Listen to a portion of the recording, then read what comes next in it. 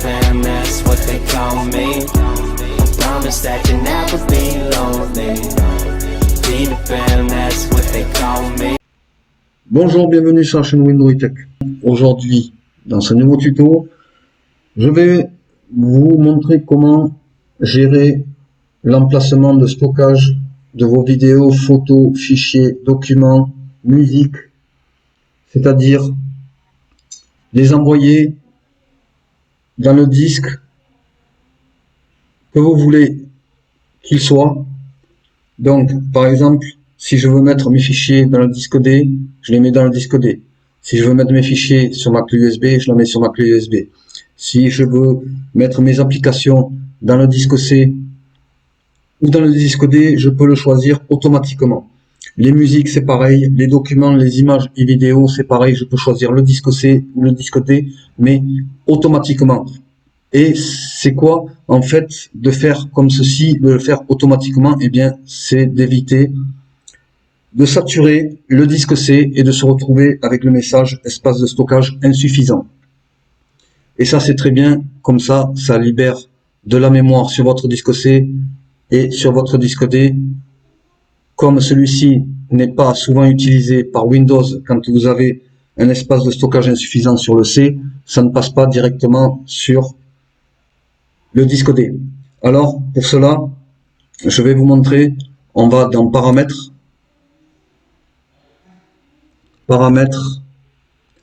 on clique sur Paramètres, ensuite on va dans Système.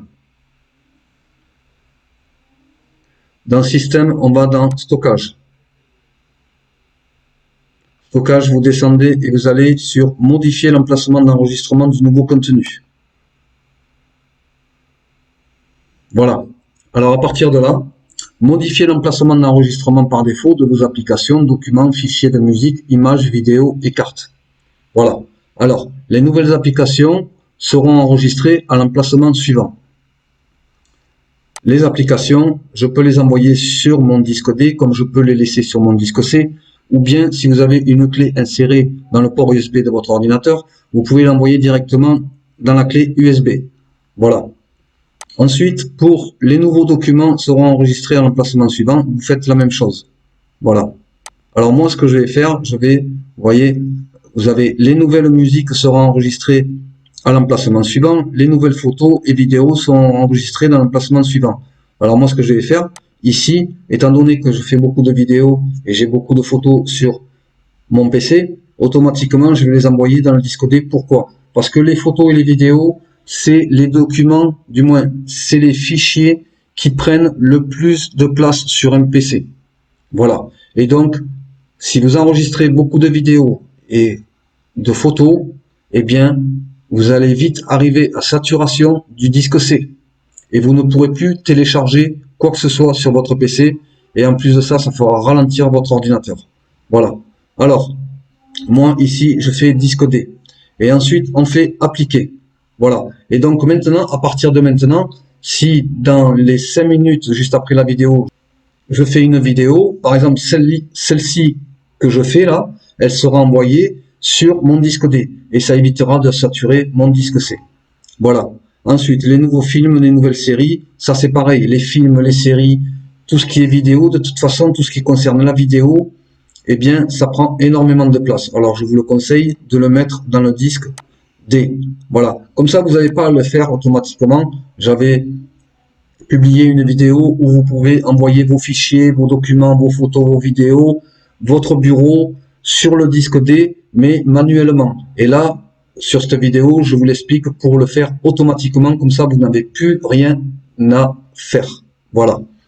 Alors, les nouveaux films, de nouvelles séries TV, bon, moi je n'enregistre pas de films sur mon PC, alors je peux le laisser sur le C, puisqu'il n'y aura pas la possibilité d'en mettre sur le C, étant donné que je n'en fais pas. Modifier l'emplacement où vous stockez vos cartes hors connexion. Là c'est pareil, vous pouvez l'envoyer sur le D ou le C.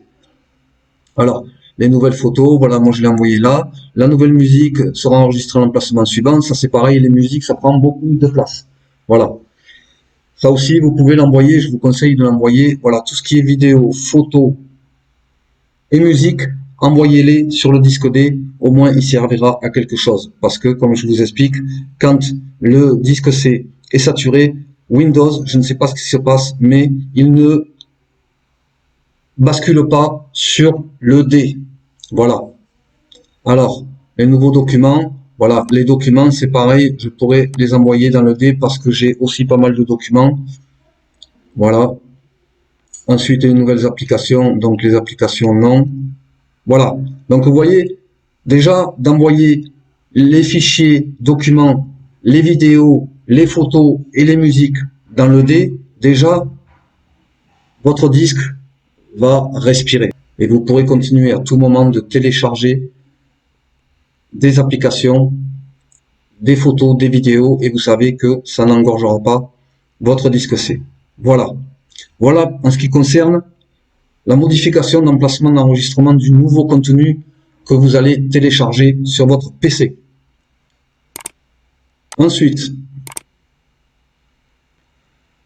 autre chose, ici, vous avez l'assistant de stockage pour libérer de l'espace automatiquement en supprimant les fichiers dont vous n'avez pas besoin, comme les fichiers temporaires et le contenu de votre corbeille.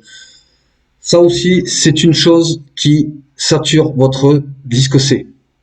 Alors là, tout ce qui est fichiers, applications, images, documents, tout ça, tous les petits fichiers qui s'installent quand vous installez ou vous téléchargez des applications, des photos et des vidéos, eh bien automatiquement, il y a des petits fichiers qui s'installent et si vous ne le faites pas manuellement, si vous ne les supprimez pas manuellement, eh bien ça sature aussi le disque C et de plus la corbeille, si vous ne la videz pas, eh bien le disque dur considère qu'il prend toujours de la place et si vous ne les avez pas vidés de la corbeille, eh bien le disque ne gagne pas de stockage tant que c'est pas supprimé de la corbeille. Voilà. Alors, pour cela, l'assistant de stockage peut libérer de l'espace automatiquement en supprimant les fichiers dont vous n'avez pas besoin, comme les fichiers temporaires et les contenus de votre corbeille. Vous avez les applications et fonctionnalités. Images, autres, documents, fichiers. Après là, on peut afficher plus de catégories. Mais moi, voilà, j'ai pas de carte, j'ai pas de musique, pas de vidéo, comme vous pouvez le voir. Le bureau, il est vide. Autre utilisateur, voilà. Alors, moi, c'est surtout cela. Et donc, si vous voulez qu'il fasse du nettoyage automatiquement, il suffit tout simplement de l'activer. Voilà. Et automatiquement, il vous supprimera tous les petits fichiers qui ne servent à rien. Les fichiers temporaires et le contenu de votre corbeille. Maintenant, si votre corbeille, vous ne voulez pas la vider de suite, il suffit tout simplement d'aller à configurer à l'assistant de stockage. Assistant de stockage. L'assistant de stockage s'exécute lorsque l'espace disque est insuffisant. Nous nettoyons suffisamment d'espace pour permettre à votre système de fonctionner au mieux. Nous avons nettoyé 0 octet d'espace au cours du mois écoulé. C'est normal parce que moi je fais beaucoup de manipulations sur mon disque, étant donné que je fais en plus de ça des vidéos pour vous aider à libérer de la mémoire sur votre disque, et bien automatiquement moi ça me nettoie mon disque. Alors, donc lui automatiquement il ne peut pas nettoyer étant donné que c'est déjà fait manuellement. Lorsque l'espace disque est faible, ou bien chaque jour, chaque semaine ou chaque mois. Voilà. Ensuite, supprimer les fichiers temporaires que mes applications n'utilisent pas. Alors là aussi, vous pouvez supprimer les fichiers de la corbeille s'ils s'y trouvent depuis plus un jour, jamais. Si vous voulez pas les supprimer, mais je vous conseille pas de dire jamais, de mettre jamais, parce que, eh bien, ça bloquera au niveau du disque, ça ne libérera pas de mémoire. Alors si vous voulez les garder 30 jours, vous pouvez les garder 30 jours. Moi, ce que je fais, moi, je mets 14 jours. 14 jours, c'est raisonnable. 14 jours, ça vous laisse le temps de revenir sur un fichier que vous avez supprimé, que vous avez regretté et que vous voulez vite le retrouver. Donc, vous avez 14 jours pour le retrouver. Donc, en principe, si on veut retrouver un fichier, on met pas un mois ou 2 mois après, voilà. Alors ensuite, supprimer les fichiers du dossier de téléchargement s'ils n'ont pas été ouverts depuis plus de. Ça aussi, les téléchargements, c'est des choses que on télécharge, on bourre le téléchargement, mais on le supprime pas. Donc on oublie de supprimer, et ça aussi, ça prend de la place sur le disque. Et alors, lui, il peut automatiquement supprimer au bout de 1 jour, 14 jours, 30 jours, 60 jours. Alors moi, je vais mettre au bout de 14 jours. Voilà, c'est raisonnable. Libérez de l'espace maintenant.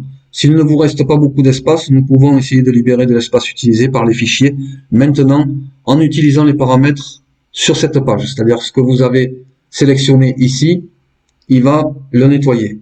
Là, vous pouvez le faire. Vous pouvez nettoyer maintenant. Et là, automatiquement, il va nettoyer la corbeille. Il va supprimer les fichiers de téléchargement. Voilà. Vous voyez, terminé. Nous sommes parvenus à libérer 976 kilooctets d'espace disque. Voilà, c'est déjà, c'est pas beaucoup, mais c'est, au moins, il y a ça en moins sur le disque. Voilà.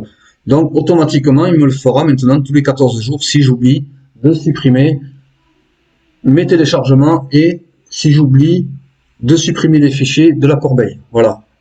Ça, c'est très bien. Alors, une fois que vous avez fait tout ça, normalement, vous ne devrez plus avoir de problème de stockage sur votre disque C, étant donné que, au tout début de la vidéo, je vous expliquais comment modifier l'emplacement de vos vidéos, photos, images, musique